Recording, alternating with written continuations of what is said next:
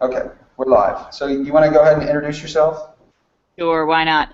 I'm Meredith Martin, and I am a teacher in Mantua, New Jersey, which is in Gloucester County.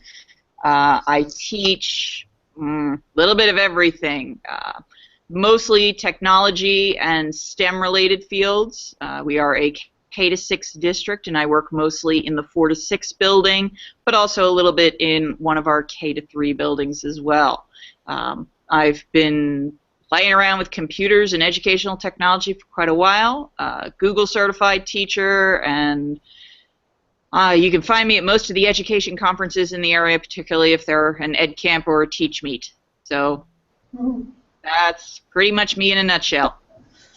All right. So Kyle wanted me to talk to you guys about Chrome extensions today, which is one of my favorite topics. So I'm going to go ahead and turn on screen share. And we will share the entire screen here. Okay. Everybody loves to see what's going on. Let me see if I can. Exit full screen mode, please. Thank you. Now I can find my stuff. All right. So as Kyle told you, extensions are things that just kind of add on to your browser and help you change the way you interact with web pages. Your extensions will show up along the top here, and I know I heard Kyle talking about AdBlock and AdBlock Plus. That is definitely a must-have extension. Kyle, did you show them how to get extensions? I did not. Okay. So there's a couple different ways to do it. If you are on a Chromebook, your apps launcher down at the bottom will open up and you can go to the Chrome Web Store that way. If you are just in the Chrome browser on a Mac or a PC, you want to make sure that you are signed in to Google Chrome. You can go into your settings, and the first option will be to sign in. Once you are signed in, you're going to see apps over here. And when you click on apps, one of your choices is going to be the Chrome Web Store. So when I go to the web store, there are thousands and thousands of great apps and extensions on here. And you can narrow your choices down between apps, extensions, and themes. And you can also search directly for what you're looking for. So if I was looking for AdBlock, I would just type AdBlock into my search box, and I get quite a few different options here. These are the apps. I tend to prefer extensions for a lot of things, and I have both AdBlock and AdBlock Plus. Recommend only running one at a time.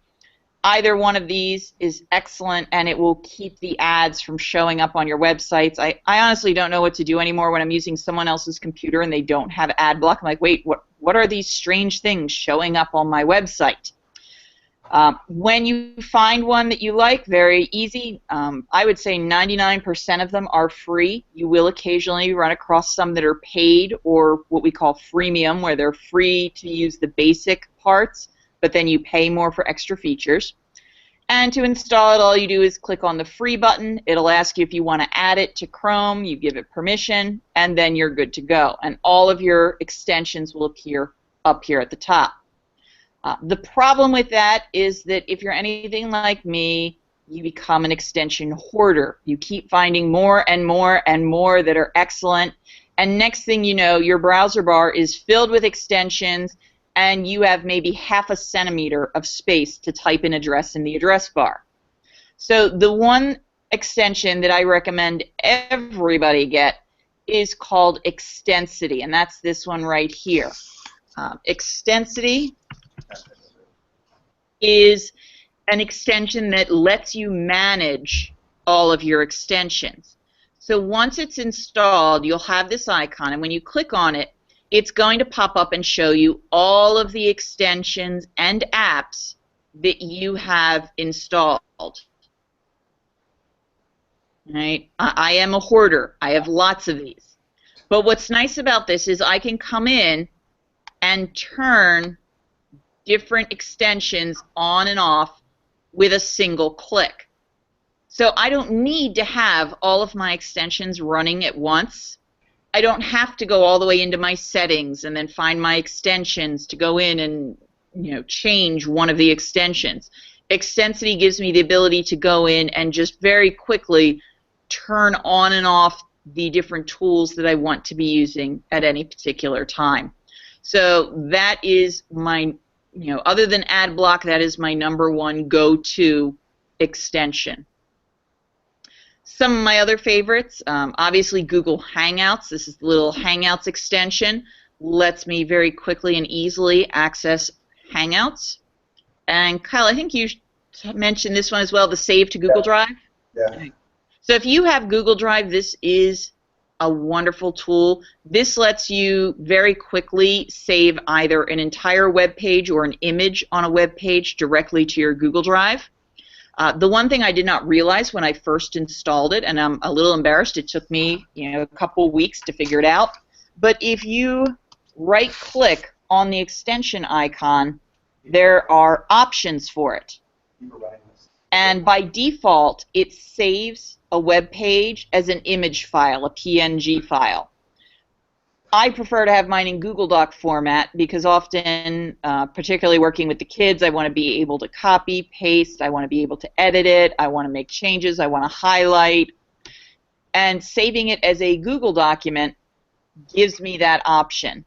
So I find that changing the settings for this to save as a Google Doc makes things a lot easier. When I find an image that I like, if I right-click on the image, I have my Save to Google Drive, and it will save either the link or the image itself to Google Drive. And if file, even if I have the options on here set to save as Google Doc, that applies only to a full web page, not an individual image. All right. Snagit is another great one. Okay, you won't let me use it on that particular page. Let's see if you'll let me use it here. Snagit is by TechSmith, and they created the wonderful screen capture software called Camtasia that's used for creating screencasts. But their free tool, Snagit, gives you a screenshot tool and a screencasting tool right within your browser. Now, it only works in the browser. It won't let you do your desktop. But if you are trying to create a tutorial or create and annotate a screenshot to demonstrate something, this is a great tool. It's also connected to your Google Drive, so every screenshot or video that you take, it's going to automatically save in a folder in your Google Drive for you so that you can access it. So I'm going to come up here and I'm going to take a screenshot of a portion of my page. I will click my camera. That's going to take the picture, and then it's going to open it up in my editor. And once I'm in here, I have some very simple annotation tools, so I can draw arrows, I can add shapes, I can even add text to my images, and again, it's automatically going to save it into my Google Drive for me. And what program is that like? Sorry? I'm quizzing them, because we covered a tool, not a web tool, but one that's very similar. Come on. Wait, what? Which tool did we cover that's pretty similar to this, but it's not a web tool? It's a download. What part of Evernote? Oh. Come on. Snippet? No. No, that's part of Windows. Oh. Starts with an S, though. Has a weird name. See how much they pay attention? Hey, up until you said Evernote, I was going to say Jing. Yeah, I know. Sketch? Oh, yeah.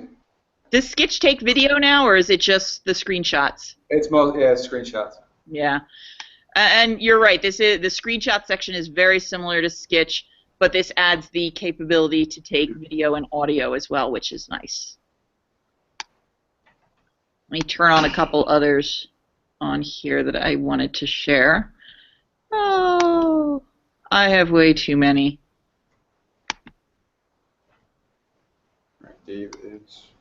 Dave said he's getting wired up.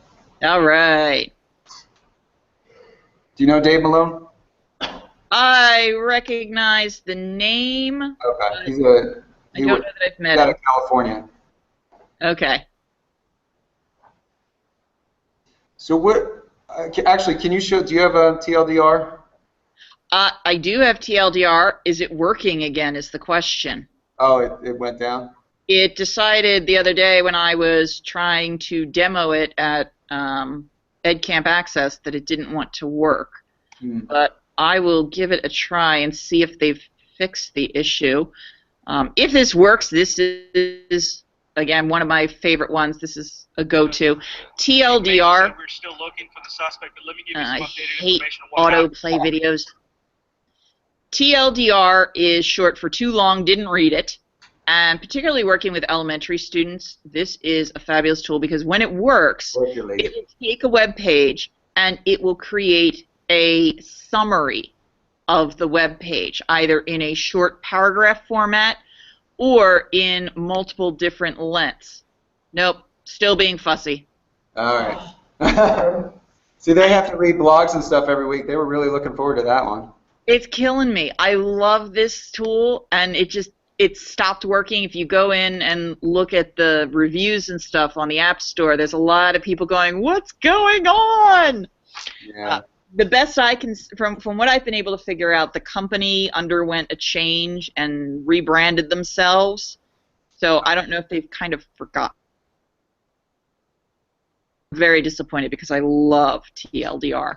So what that would do is, like, she could take this article here, and she would hit the button, and then it would summarize. So there's 3 buttons on the side. Do I want the short version, the medium, or the full text?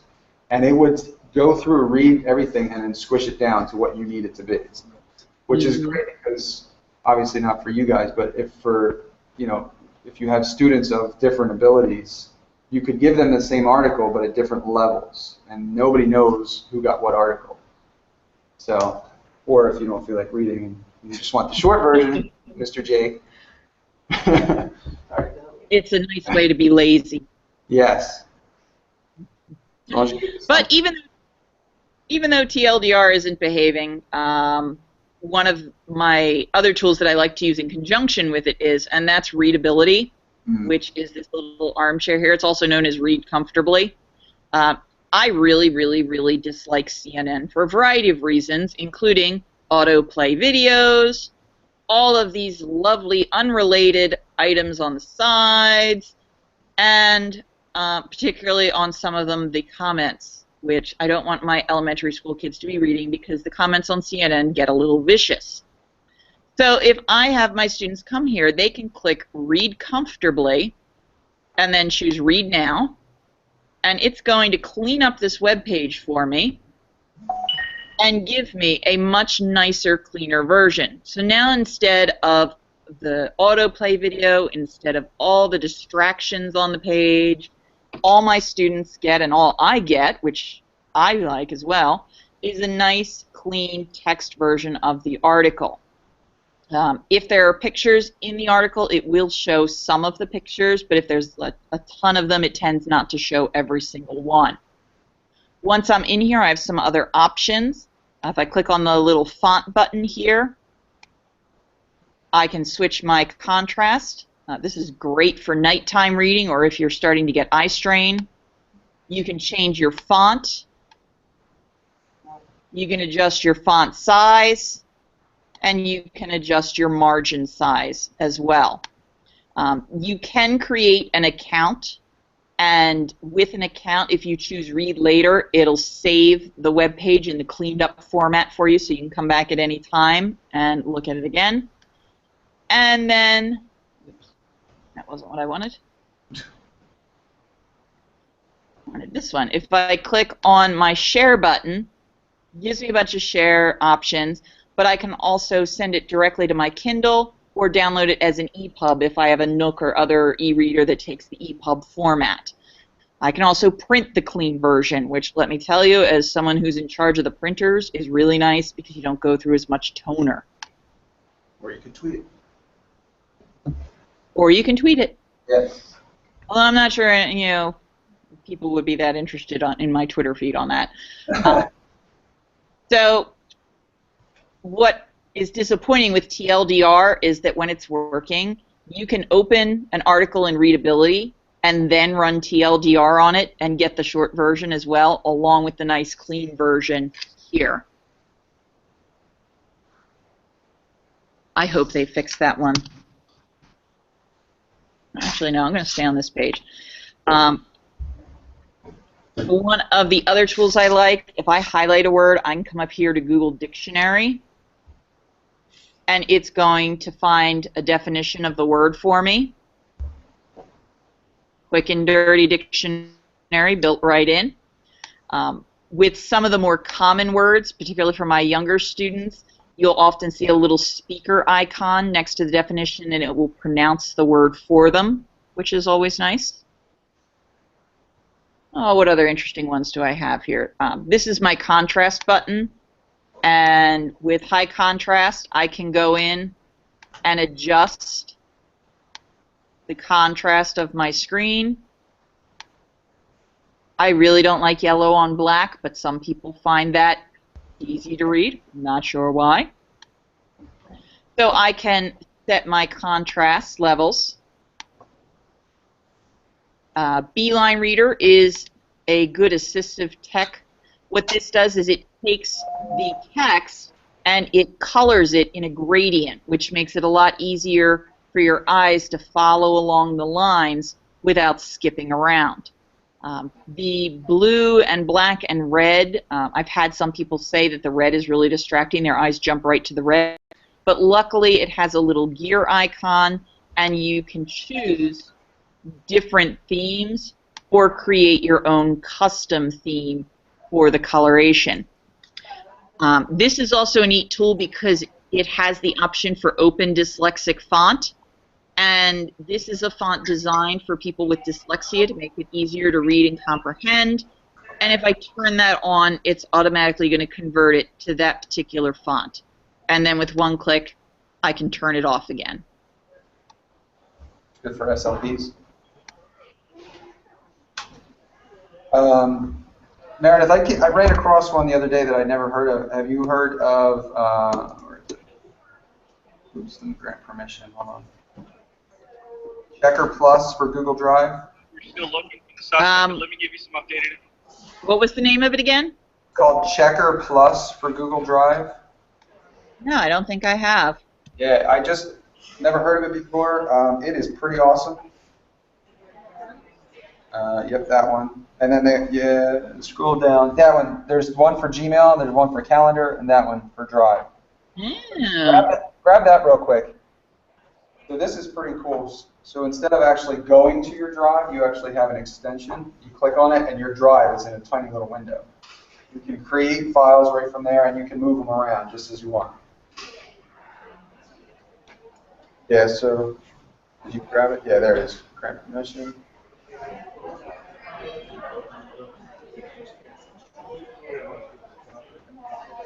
Okay, so at the top, yeah, you should have access now. And there's the Drive, just like that little tiny window there. Oh, that is awesome. And you can click and drag those files around just as you would your normal Drive. I mean, it's.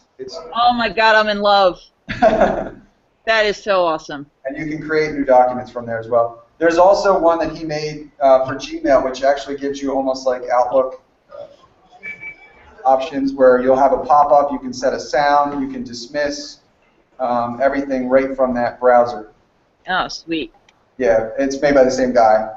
Yeah, that first one, Checker Plus for Gmail. This is called Watch Me Add All of These Tools, because now I magically know that I need all of them. Yes. Hey, Dave, how are you? I'm good. How are you? Dave's at the airport. Where are you flying to, Dave? Palm Springs.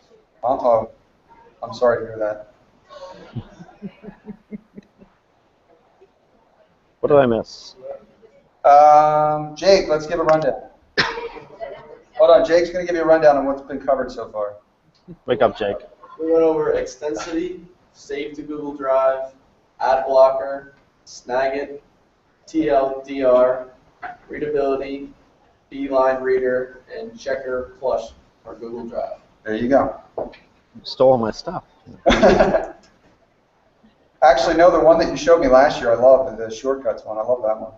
Oh, and Accessify, I think, was the other one I showed that you really liked. Yeah. Just want me to kind of run through what I've got, or? Yeah, sure. Go ahead. We're just kind of showing what we got.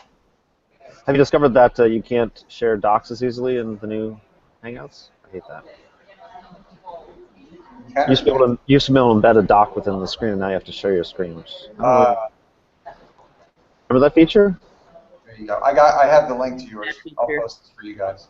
I can share my screen. Hold on, let me do it the old-fashioned way. Yeah, it's fun to do. Added layer of complexity. Let's see.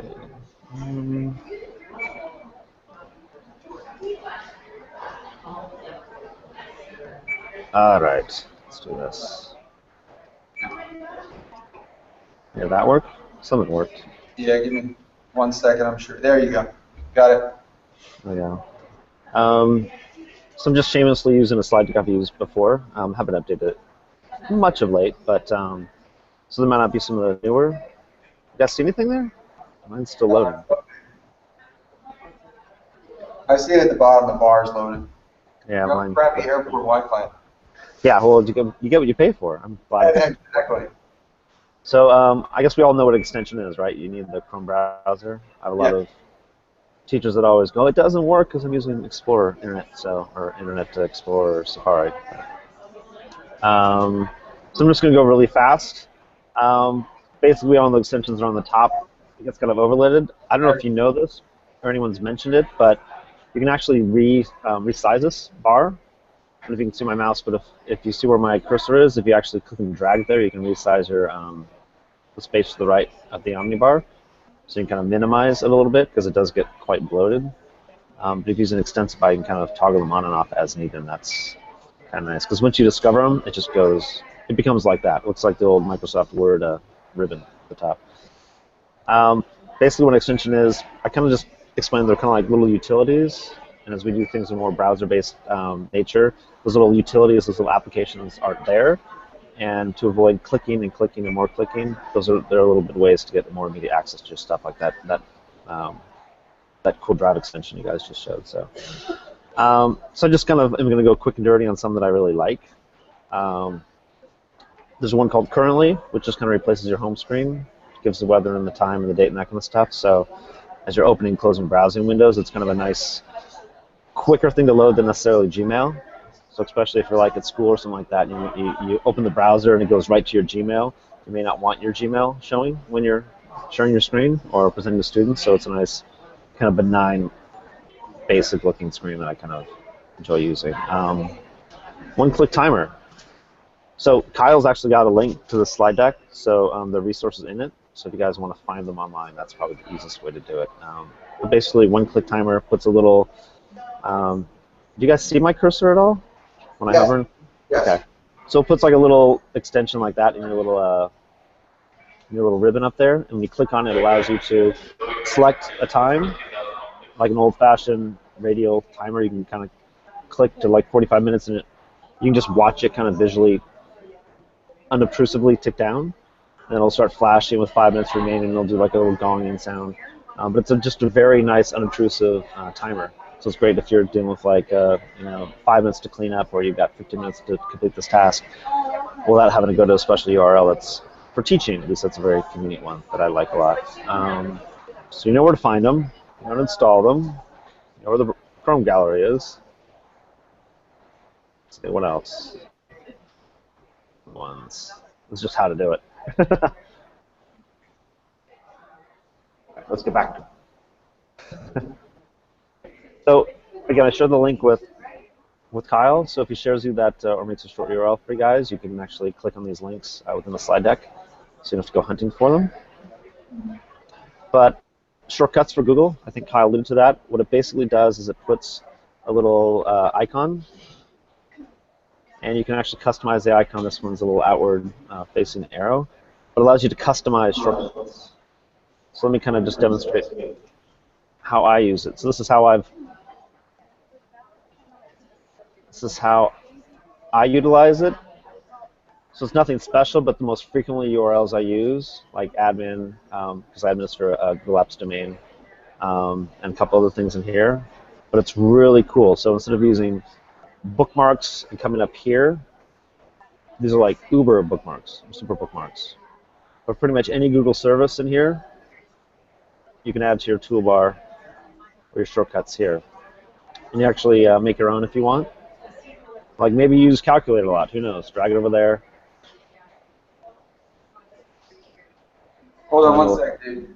So you guys know when there's a screen when you go up and you open up your tab, it has all the different apps that you can go to. So when you open up to do Drive, it gives you those options. You can just click on the icon that looks like Drives. So you have all those. Instead of trying to find them all or hit go to like find more apps or anything like that. For this area? You got everything in a drop down. Right. What's great is it's really customizable because, you know, for example, I don't even think Classroom is there. Oh, So okay. you can actually add Classroom to. There it is. I mean, it's here, but if you're going to Gmail, it's not in the waffle. Like it's just not in here. Only the most popular ones are up in this, whatever they call it, waffle. There's a name for that, but it's nice to be able to take the ones that are maybe not as popular that you use. My contact's kind of cool. I don't even know what half this stuff is, but docs. But if there's anything within Google or even a URL to, let's just say, even AOL, if you want to do something silly like that, you could actually just add that to this drop-down. And it becomes very, very, very, very convenient. So that's probably my favorite. I use it the most. Because again, it's so customizable. Extensity, that's Kyle's already used that one. This allows you to toggle extensions on and off on the fly. Even if you have to go down and drill down to the settings menu, it's kind of a pain in the butt. And if you leave them all on, then you have that, you know, that gets really condensed up in that next to the Omnibox. So it's just nice to be able to kind of turn them on and off as you need with one or two clicks. So. To save and drive, you got that one. Yeah, we went over that one, yeah. Mail checker, I kind of don't like that one because every time I see a little number, I'll check my email, and that's not very good for productivity. But some people, it saves having to go to a new tab and seeing if you got a message. So some people really like that. Dictionary is really cool, especially if you have like a Chromebook or something like that. It kind of replicates. If you've got a Mac, you can like do a control click or something like that and have it define things for you. So this essentially allows that same functionality, or if you like double tip, I think it's a double click or something like that, you can actually get a definition. It'll actually say the word to you if you want a pronunciation and stuff. So it does that for any web page, which is pretty cool, especially for learners where the auditory thing would help. So you can actually do that. Pocket, it's sort of a free paid service, kind of a freemium service. It's, if you know what Instapaper is, sort of like that. It's a time-shifting type app where you pretty much like pin a website or a page, and then it does a metaphor of like ripping it out of the magazine and put it in this little box that I never go in and read, but it's just nice to have those little clippings there. So the essence is it's more than a bookmark. It's a way to actually capture the page so you can read it when you're offline. But like I said, when I find something nice or a little hack, I just go pocket, pocket, pocket, pocket. And if I ever have to go find it, I could hypothetically find it without having to find the web page again. And it's not dependent on the internet. Keep hearing binging. Is there a chat going on? Should check the chat window, shouldn't I? No, it's all right. It's just I'm talking to Meredith. Oh. There's a pinup button, same premise. Save it to Pinterest. I'm not really a Pinterest guy. Don't know if that's a good or a bad thing, but it is great for lesson planning. I know a lot of elementary and middle school teachers that find great lesson ideas on Pinterest. A lot of us sharing in that community, and it's a good resource, maybe not for news, but for ideas to implement with your kids. I think you guys did AdBlock? Yeah, we did that. Okay. It's sometimes a little bit wonky, but it's definitely better than nothing. I do think I've been encountering. Have you guys talked about? I don't know how to qualify this. Like spamware being in extensions, because I'm experiencing that a lot more than I used to. No, I haven't. I haven't experienced that. So. Like there was some URL shortener I had for a bit. Whenever I turned it on, I would get like weird pop-ups and telling me to install a new version of Chrome, and it would be a spoofed site and all these phishing scams. So there are no viruses, let's say, in the Chrome environment or on a Chromebook, but there's a lot of pop-up phishing I'm noticing in some extensions. So something you might want to go be wary of it. Or if your browser's acting a little bit strange or sluggish, try turning off some extensions. So you guys talked about Snagit, right? Yes. So before there was Snagit, there was Awesome Screenshot. This one, I think the biggest difference is it allows you to do your front-facing camera, like a picture-in-picture effect. I don't think Snagit has that yet, so you might want to play around with that one as well. Hangouts is an extension, but I actually think they repurposed it into something else. Like I think it's actually an app now you can install, but if you don't want the app, you can use the extension. If Google Voice is still around, I think it's still around. They haven't deprovisioned it. I still use it all the time. So do I. So I'll tell you guys about Google Voice, correct? You can create your own phone number. Yeah. So it's really great to be able to use that to like text students or something like that, and not have to use your own personal phone number. And it's a they get to it. Because I can never figure out where they move Google Voice to. So that's a useful extension if you have Google Voice. Calendar extension is kind of nice. Usually when you're thinking of what to do or where to go or who to meet with, you don't want to go through 8 or 10 clicks to kind of find out what your next appointment is. So that's a kind of handy one. Email checker, I already talked about that one. Rate Snagit. Snagit is pretty amazing for a free app, a free extension. And there's also an extension and an app. I don't know if you went over that. You kind of need them both to work. Turn off the lights, especially if you're in education. Those ads along the side and other videos, promotional videos, are sometimes distracting or inappropriate. So it's kind of a nice thing where there are other ones that do the same thing, but basically it highlights the video and sort of you can kind of barely see it, but it really obscures with an opaque layer what's behind it. So you don't have kids wondering why there's a bikini-clad girl washing a car in the corner and what that has to do with the Byzantine Empire. So it's kind of a nice distraction-free viewing environment. So. Tab Cloud, I haven't used this one very much, but basically when you're working in more and more tabs are becoming applications. So on a computer, you're used to going back and forth between applications, and if every instance of a tab is an application and it's getting kind of sluggish, it's kind of hard to go back and forth between tabs, so it's a way to kind of collapse tabs. And then instead of having those always run in the background, it's kind of saving processing power. So I don't use one tab cloud that much, but there is another one later I'll talk about. PopCrom, I don't know if it works anymore. I haven't used it for a while. Basically, it's a keystroke expander. So you could make an abbreviation like if you do DDAY, like day with 2 Ds, that would expand to today's date. If you have a signature, you could actually type in like sig space, and then it would expand to your signature. So it's a way to automate something with a few keystrokes. So if you know what text expander is, it's kind of like that. Only negative is it doesn't work in docs. So it has kind of limited value in that sense, unless they fixed it, but kind of worth maybe investigating. Pasty I don't use very much, but basically it's like a large clipboard. So when you guys, if you don't know, Command or Control C copies something to your clipboard, but then when you paste, you can only paste the last thing you clipped. So Pasty kind of keeps track of, like, I think you can set up to like 100 different copies, but you can sit there and copy, and then look at your history of copies and paste any of them. So you don't have to remember that the last thing I copied is the only thing I can paste. You can actually paste a copy history, if that makes any sense. This one's actually what I do use for consolidating tabs. So you can kind of see all those tabs on the screen. That's not a lot, actually. Like Alice Keeler would have like 50 up there. But every single one of those tabs is taking up bandwidth. Every one of those tabs is taking processing system power. And like sucks them out into like one page where they're almost like bookmarks, and you can what's the expression I'm looking for, re-expand them at any point and not lose any process or progress.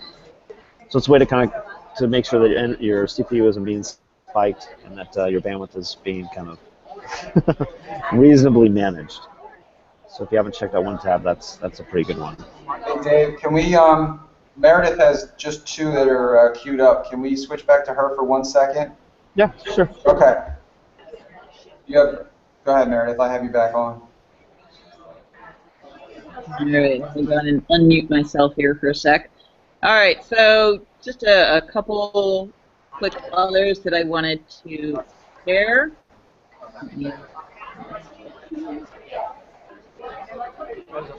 All right. A couple other great ones. You just talked about One Tab, which was one of the ones I was going to mention. I love One Tab, particularly because as it shrinks all my tabs down, it saves my groups of tabs so that I can come back anytime. And I've also discovered that I can take a collection and share it as a web page. So I can share all these links out as a website to my colleagues, which is a really handy thing. Definitely of use for college students. EasyBib has an extension, and the EasyBib tool will tell you, let me go back to my unfavorite site here. On a lot of websites that you visit, if you click on the EasyBib tool, it will tell you whether that website is credible or not. And you can also cite a particular website on EasyBib if you are logged into the site, and just automatically create your bibliography as you go through the web. So that's a handy tool to have. One of the others that I have kind of running in the background is called Lazarus Form Recovery. As I browse the web, I find myself filling in tons of forms, and there's nothing I hate more than clicking submit, having the form crash, and then going back and having to type everything in all over again. And what Lazarus does is it will save your entries in the form and let you recover them if that happens, which, again, very handy tool. And for researching, one of the great ones that I found is called Web Page Sticky Notes. And what this lets me do, let me go back to Slashdot here. This lets me add sticky notes to a website. It will tell me how many stickies I have on the website. I added one earlier when I was getting ready to share this. So up here is my little sticky note. And you can see I just called it sticky note. I can add another one on.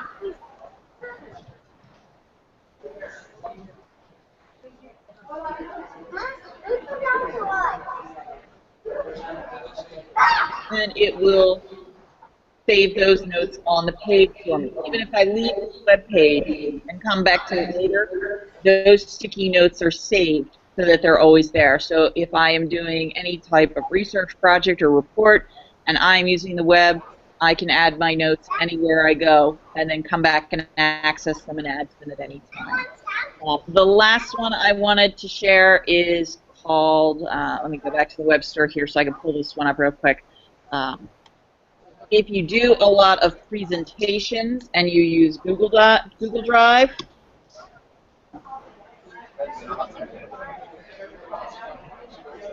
presentation remote, this one right here in extension. This is for Google Drive. Looks like they have one for SlideShare as well. But this lets you use your cell phone, as long as it's a smartphone, to control your presentations at any time. So if I am presenting in another place, I don't have to be tied to my computer. I can be up and moving around and just using my smartphone to slide through my slides, and it's also going to show me any speaker notes that I may have. So this one will work with Google Drive, and as you can see down here, they have one for SlideShare as well.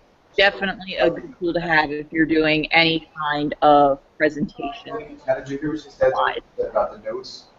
You can have your own notes about your presentation that only you're seeing on your phone. So if you just need to glance down, catch up, where you're going or what point you're going to hit next, you can have that right here. Nobody's seeing that on the screen, and then you can just flip through your slides.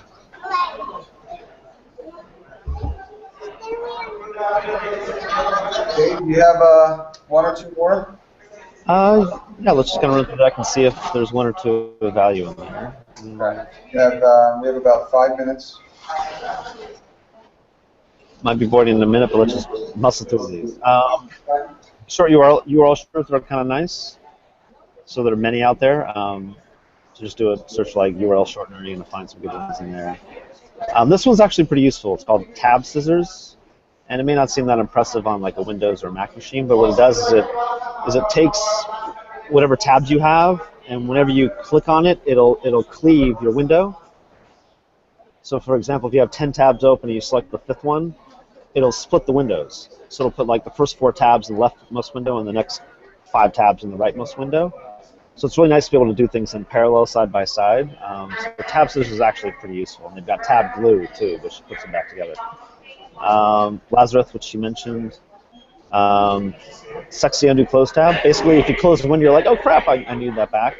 This kind of keeps track of however many closed tabs you want to restore. So it's nice to be able to come back and actually find those errant windows.